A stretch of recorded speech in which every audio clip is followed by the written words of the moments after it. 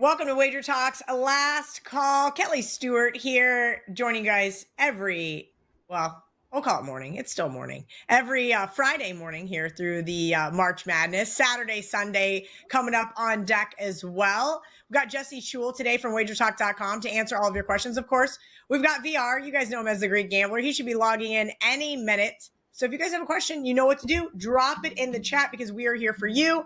I do want to get out of here in the next 29 minutes, though. As you can tell, I'm already ready for the beach. Johnny Detroit's 50th birthday, so I'm going to go head down and hang out with him. Maybe have a couple Viva Seltzers. If you don't know what Viva Seltzers are, they're right behind my left shoulder. All right, Art DeCesar sent me a text already, guys. So here are some of the needs from the Westgate Superbook. Now, don't forget, day of the game if you're waiting to bet.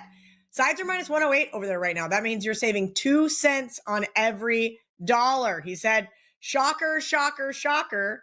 They're going to need some interesting things here. They're going to need Michigan big time. They're going to need Ole Miss.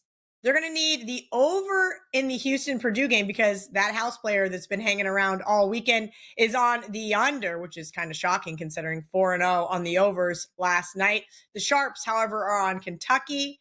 So they're going to need Tennessee.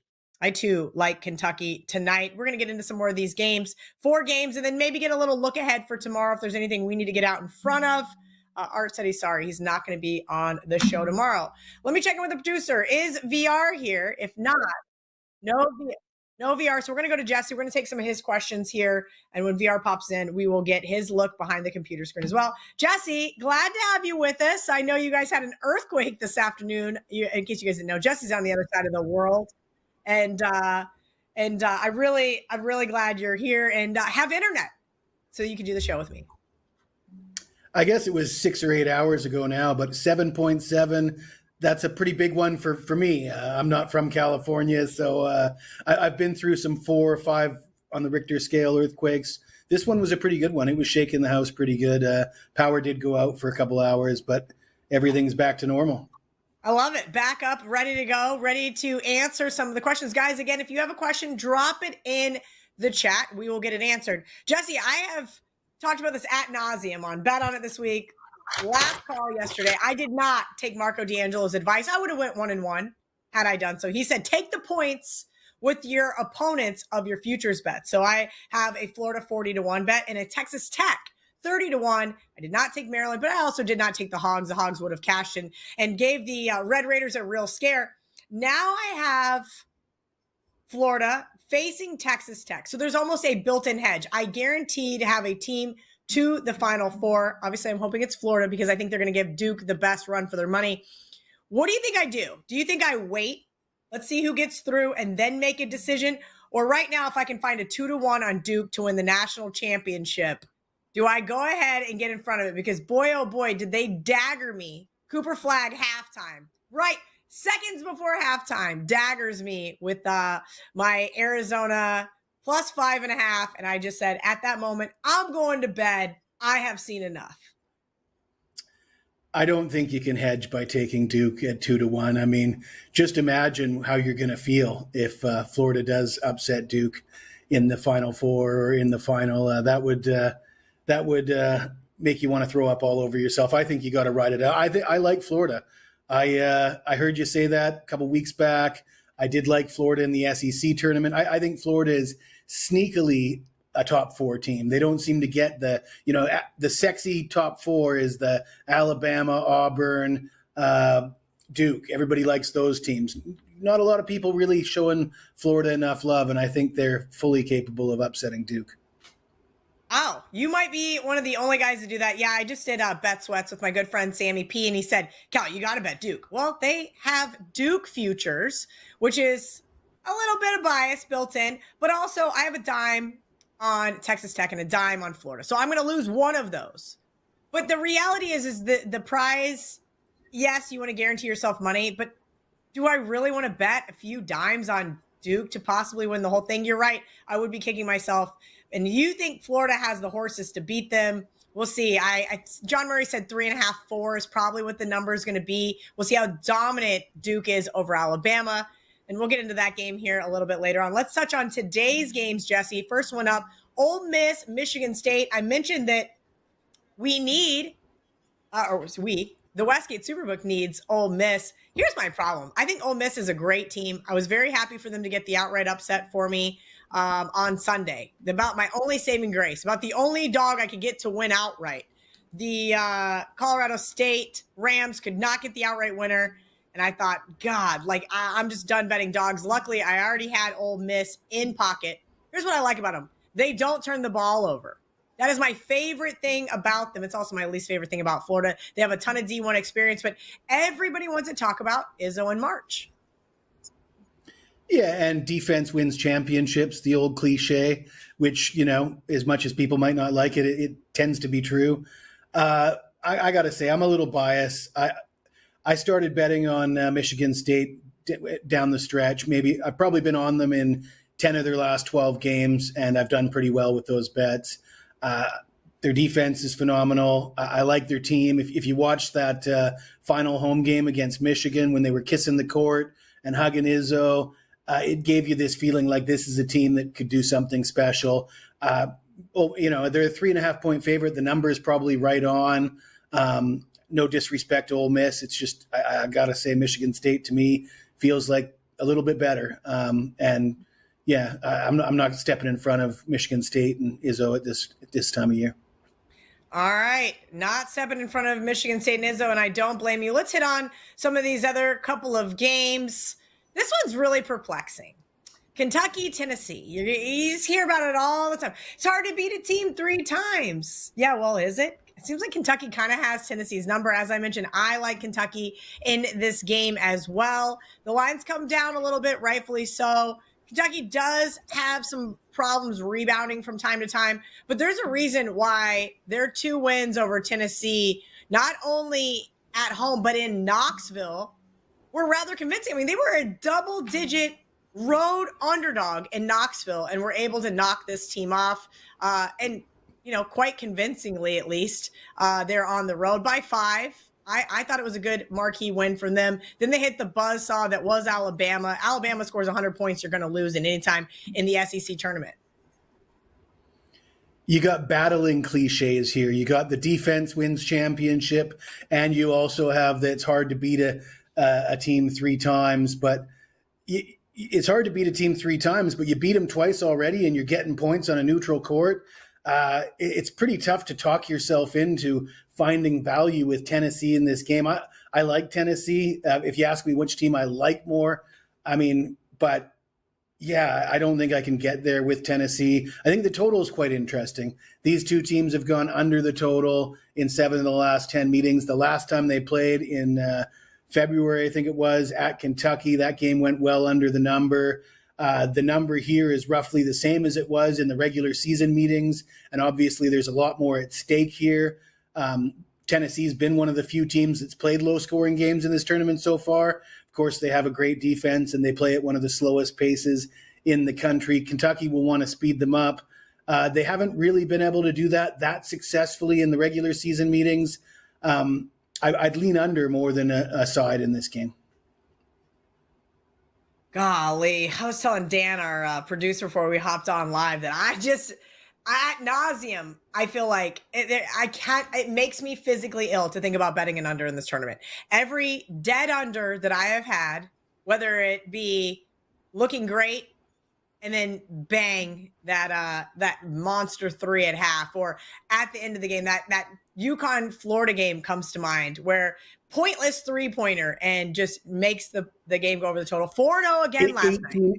18 points in the final 40 seconds, 21 points in the last minute 30. That game was a dead set under. And I said it on another show a couple days ago, Kelly, that I think a lot of people saw that and just the public's going to say, betting overs. We're just taking every – and in fact, there was another panelist on the show I was on saying, oh, they're gonna hit the free throws at the end of the game. And, you know, yeah, sometimes they do. Sometimes it goes wild like that. Sometimes it doesn't. Sometimes they score like 3 points in the final 2 minutes. So, and with this Tennessee team, I'm hoping that's what we see here. I think this could be one of those games where they're almost to the total, and then it just dies in the final minute and a half, and you don't see any more points. All right, we got about 5 more minutes with Jesse. Then we're going to bring on Gianni the Greek. All right, Jesse, either game you want to talk about for tonight that's left or one of the games for tomorrow. Yeah, can a dog actually win or cover in this tournament? Your guess is as good as I don't mine. know if you remember a week ago or 2 weeks ago, I was on with you and I said my strategy is betting favorites in March Madness because everybody else is trying to cherry pick underdogs and it's a popular thing to do. And sure enough, 1 seeds go 16-0, or 1 to 4 seeds go 16-0 in the first round straight up, and 11-5 against the spread. So I've done well with the favorites. That is my strategy, but I think it's getting carried away. The favorites have been winning so much. You have to see that pendulum swing. You can't just bet favorites and overs and it's just going to keep on coming in for you. This Michigan-Auburn game, Auburn's a 9-point favorite here. I'm a little bit concerned about Auburn. They lost 3 games down the stretch, 3 of their final 4 games.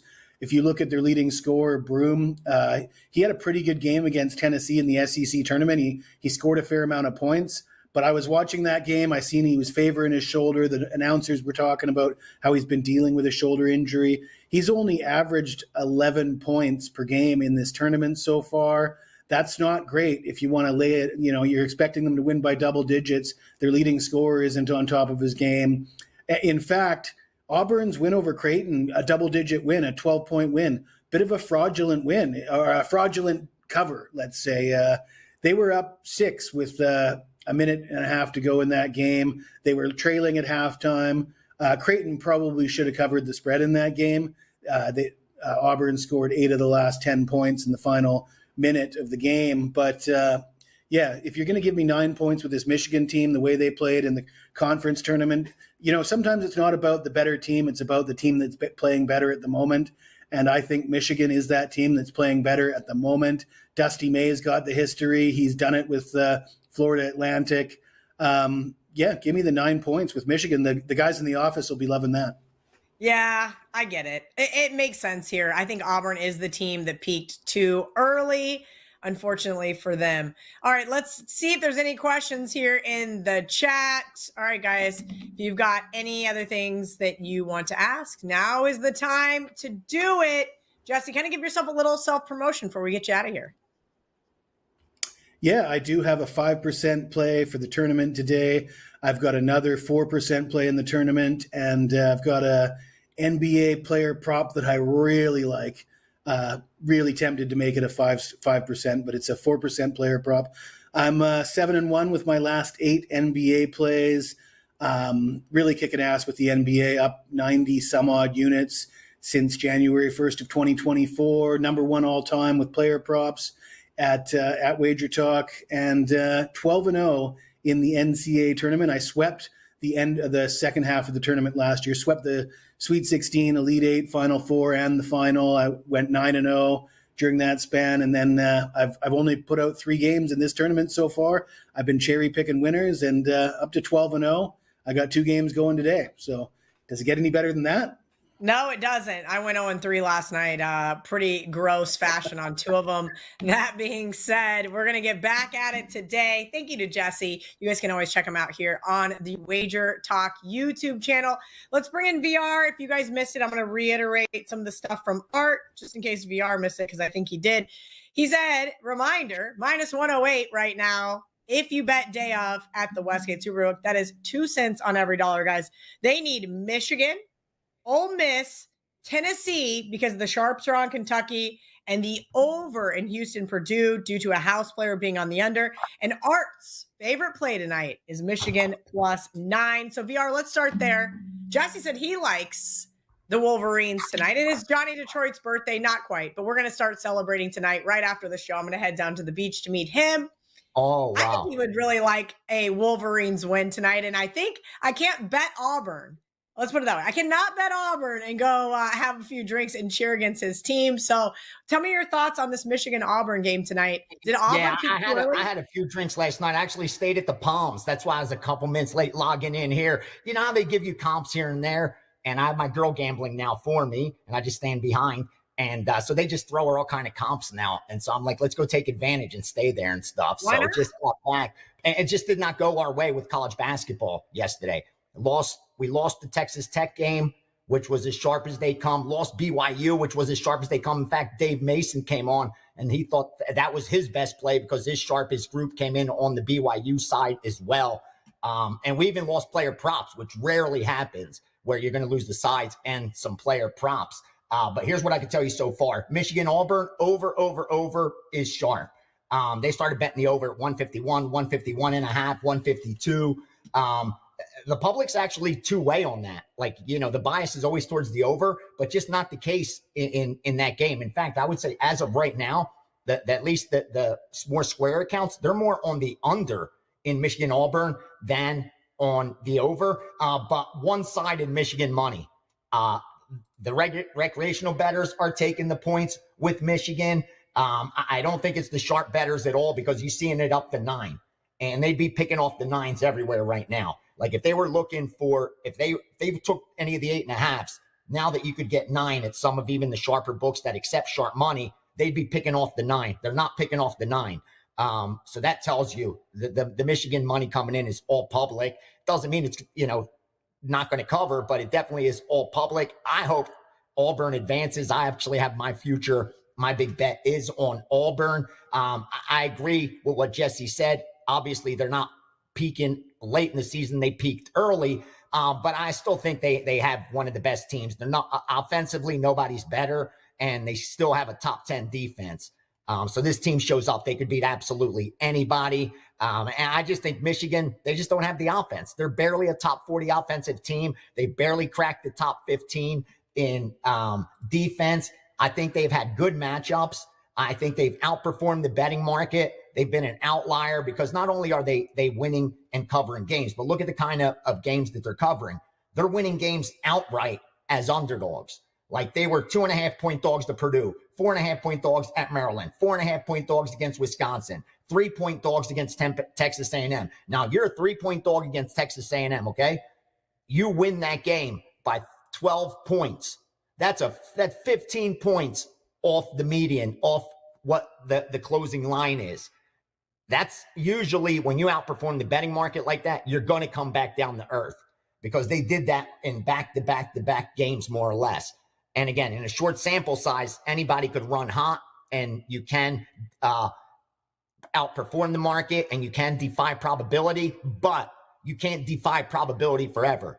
Like you could get 9 heads and 1 tail in 10 flips, but you can't defy those odds forever. It isn't going to be 90%. We all know that. It's going to regress towards the mean. And when you flip that coin 500 times, you're going to get closer to 250. And I think with Michigan right now, like you had your chance to make money with them. They've covered 5 straight games. They won on the money line for you. Now they're facing arguably, I believe, that the toughest game they've faced so far. And even though they're outperforming the betting market, they're not getting 8.5, 9 points by accident. And compared to Auburn, which is the opposite side of the spectrum, that's usually the perfect storm to get good line value on a good team like Auburn because they haven't been performing up the market expectations. So you have one team that's outperforming the market, one team that's underperforming the market. 9 times out of 10, you're going to get line value. Doesn't mean, you're going to cash a ticket, but it means you're usually getting the best of it. And I think the market reflects that because anyone that got down at -8 at the opener right now is sitting pretty with a -9 is where the market is, even though Michigan money is coming in.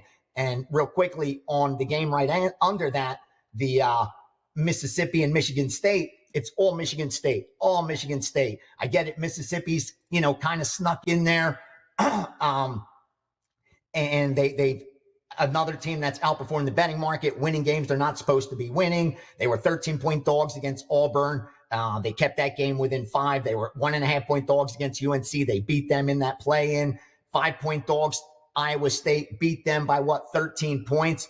So even though Mississippi seems to be outperforming the betting market, it's nothing close to what Michigan is doing. And with Michigan State, it seems to be one of the more public-sided bets tonight. And why not? Here's a team that has outperformed the betting market. Anyone that's been betting Michigan State for the last month and a half has nothing but a good feeling in their tummy walking up to the betting window. This team's performed for you. Not only have they won 9 out of 10 games, they've covered 9 out of 10 games. In fact, the only game they lost, they were slight favorites, 2-point favorites against Wisconsin. In the game, they lost by 1 possession. or this could very easily be a team that's coming in off 10 straight wins, 10 straight covers. And we know usually you're not going to get a discount on a team like that. You're going to be paying a premium. Again, it doesn't mean they're not going to win. It doesn't mean that they can't continue to outperform the market. But what it means is you're not going to get the best of it. Think about it. You're a sports book. You know the money's going to come in on Team A. In what universe am I going to give you Team A at a discount? If I know that 8, 9 out of 10 bets I'm going to write is going to be on Team A, why won't I attract some Team B money? It's okay. Let them get a half point better. Let them get a point better. All it's going to do is eliminate some of my risk. That's the job of the sports book. Again, it's not to predict outcomes. It's to manage risk efficiently and make sure they make at least their hold or greater than that. And seeing Michigan State only as a 3.5 point favorite, which is, a little more than one possession. You could buy that down to -3 because it's -105 at some of the sharpest outs right now. I'm looking at Bet Online and Mason's shop, and they're -105. So, you could get it -3, -115, -120. That to me is a telling sign when you have a number 2 versus a number 6. But I just think it's offensively, they're as close as they come. They're both barely in the top 30 offensively. And the big advantage Michigan State's going to have is on the defensive side of the ball. Will Mississippi have a lot of problems scoring? That's what it's going to come down to. Not much to report on the over-under. Under money as well. That's the only thing that sticks out. Nothing sharp that I could share, but it's 8 out of 10 bets on the under. They do not expect the recreational bettors a lot of money, a lot of points in this game. And we have a much bigger sample size than the Thursday games because a lot of Thursday action was tied into tonight's action. And a lot of it is still live. The public did very, very, very well last night. So they have a lot of live parlays going into today. And I could promise you, they're tied into Michigan. They're tied into Michigan State. They're tied into the under in the Mississippi State-Michigan State game. Houston, Purdue, one-sided again. Oh, Houston. And offensively, again, you look at power ratings, offensive efficiency, they're as close as they come. Top 10, both of them, barely. But it's the defense, again, another team that is so good defensively. Houston, top 3 as far as defenses go. So can they shut down that Purdue offense enough to get the cover? Yeah, I think they're giving a lot right here. 8.5 points. And we saw under steam come in early, but that got bought back today. One of the groups that I share with, we didn't bet it, but they came in and bet over this morning. So if you're seeing your line screen light up over the last hour, it's them betting the over in the Houston-Purdue game. And as far as the public goes, that's good two-way action. Finally, Kentucky, Tennessee, balanced action because of the sharp bettors on Kentucky. Kentucky got bet right away. I believe hearing through the grapevine, that's a Raz play as well. They took Kentucky at +5 when that line came out. You saw it got respect. It usually does. Went down to 4, 4.5. Then you get some public money on Kentucky on Tennessee, forgive me, because it's right around that number that you could tease it to where they just have to win the game. And even though we always urge bettors, do not tease in basketball, NBA, or college, they're still doing it. You have so much recreational money right now. They're loving those teaser bets where they don't have to money line parlay the favorites. They could just tease the favorites down. And when you have a Michigan State that you could tease to where they just got to win the game, you have a Tennessee where you could tease where it looks like they just have to win the game. And you could even throw in Houston in there, where they just got to win by a possession or so. That's exactly what they're doing. And another one where the public's betting unders. So even though we've been seeing overs, it's not as if they're blindly betting the overs. And I said it before, the bias is usually towards favorite and over, but tournament time, it's a little bit different. People look for Cinderella. We expect Cinderella not to get sent home till she gets to the Final Four. And earlier rounds, you get that dog money. But that's just a little balance on the Tennessee and Kentucky. So that's pretty much what's going on behind the screen and what the sharp bettors are betting so far. So right now, it looks like Auburn, Mississippi, Purdue, and Kentucky if you're going anti-public, but it hasn't done all that well in the tournament. The anti-public has not done well this tournament, I'll tell you that. They have absolutely cleaned up. I had a K-State account DM me and said that he might quit his job and just bet sports full-time. And I thought, okay. All right. About my Bills, 716 wants to know if there's any women's plays. K-State plays tomorrow, UC versus USC. No Juju is probably good news for the Wildcats, but I'm sure they have someone to fill in her spot. I know you don't know what any of that means because you don't actually watch women's basketball, and neither really and I'm do I. number one at WagerTalk in NCAA women's. Number one at WagerTalk as we go into today. I swear to you. Of course you are. Number one in profit. We're crushing women's college basketball, and I couldn't name you one player on any of those teams. All about my bill. I forgive me. I swear to you right now for my man right here because he got up and asked the question. I logged into that group that bets college basketball that's allowed me to be number one in women's college basketball. And they split yesterday on the rugby. These guys love women's sports for some reason. But they don't have any women's college basketball yet. Here's what I promise you. Check back on my page at WagerTalk. I give you my word. If I get any women's college basketball for the tournament, not just today, but on Saturday and Sunday over the next 3 days, because I'm doing a free Steam room today, it will be a free play. I'm writing a post-it right now that any premium I send out women's to my subscribers, just log into my homepage on WagerTalk, and it's going to be a free play. So anything you get in women's, I promise you, free to everyone over the next 3 days. I'll make sure to put it on there, women's free pick for you. Love that, love that, love that. Yes, games tomorrow and Sunday, I believe, as well. We'll see how kind of that goes. You're live with your ticket. It's funny. My futures are, I need the state of Alabama to cut down the net. My one I gave my subscribers was Auburn before the tournament started. But 2 or 3 days ago, remember you were talking about which teams you think still offer value? And I was like, yes. Then Alabama. I kept saying Alabama keeps sticking out to me for some reason because I think they're being overlooked here. And based on the power ratings that I have a trusted friend send me, they're the next best team out of that bunch. And I ended up, I wish I would have gave it to my subscribers, but I don't like giving a lot of futures as premium plays because we know they're negative EV more times than not. So I'm not going to urge people to place negative EV bets, but I'll gamble a little myself. And I put like a nickel on them to win like 9,500. So I'll tweet that ticket out, and anyone that retweets it, I'll give you a dime because I didn't give it out to subscribers. So I'll have my girl with the Auburn ticket and the Alabama ticket. And if the state of Alabama cuts it down, I'll let you know. You pick who you think of any of these teams to have a shot. Whoever picks it right, I'll choose one of the names blindly and send you a dime.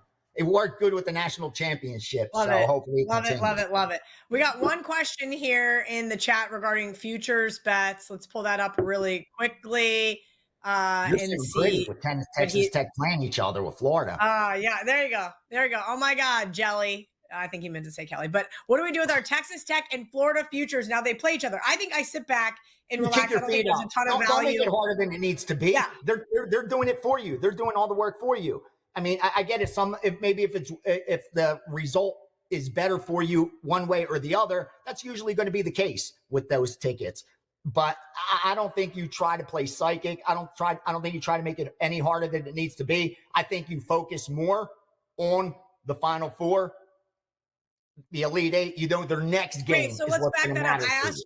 I asked Jesse, do I bet Duke at 2-1? If I can find Duke 2-1 right now, it's plus like 230 yesterday. I think I saw 190 earlier. If I can find a futures bet on Duke to win it all, no. I would not do it. I don't think so because here's the thing. Duke's got a tough game coming up. Like it's not going to be easy for them. Like I get it. They're 7-point favorites against Alabama. So obviously they're supposed to win that game, but Alabama's a tough out right now. They're confident. They're playing well.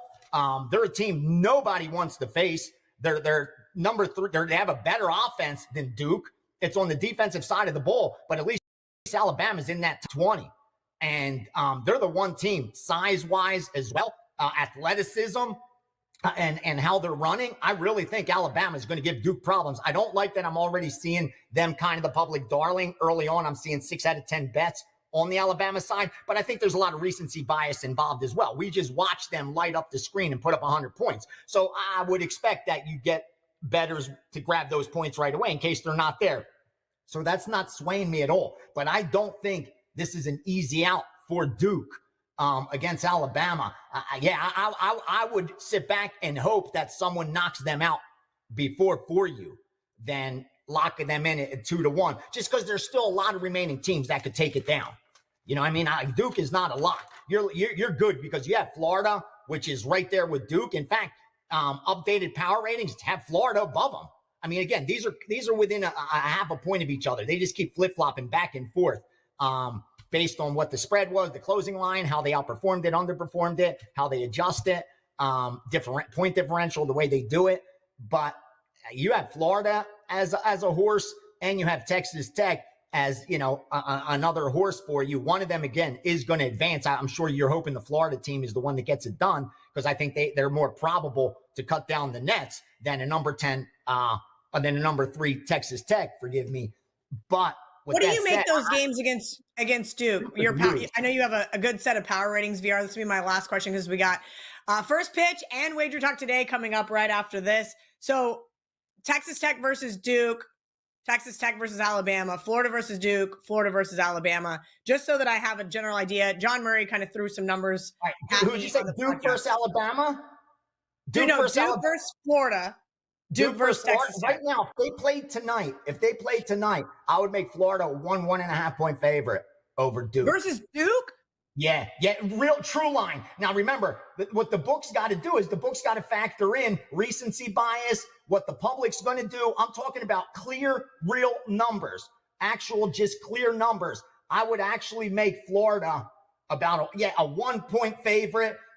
He has 3 sets. The one set has Duke as a 1 point favorite. The other one has Florida as a 1.25 favorite. And the other one has it like it's barely either team. Yeah, they're that close. They are really that close. Wow. And it makes sense. I was John Murray. I said 2.5, 3, 3.5, maybe, depending on how Florida looked before last night. Now Florida looks pretty good than 2.5 last night. But he said probably 2. So to hear that you have either Florida as a slight favorite or Duke as a slight favorite really kind of throws my idea a little bit differently. I thought maybe they're that close. And even his offensive and defensive power ratings, he has Florida as better offensively, but he has Duke a little better defensively. So that almost crosses each other out. It's not like Duke's top 3 and Florida's barely in the top 15. So I could, in theory, if Duke is minus 120, minus 125 in the game, right? It's not like they're minus 200 as a hedge. So I could just ride it out. Hope Florida wins. Maybe even Alabama somehow springs the upset. All right. Okay. What was your other matchup? What was your other matchup, the line? Texas Tech versus either Alabama or Duke.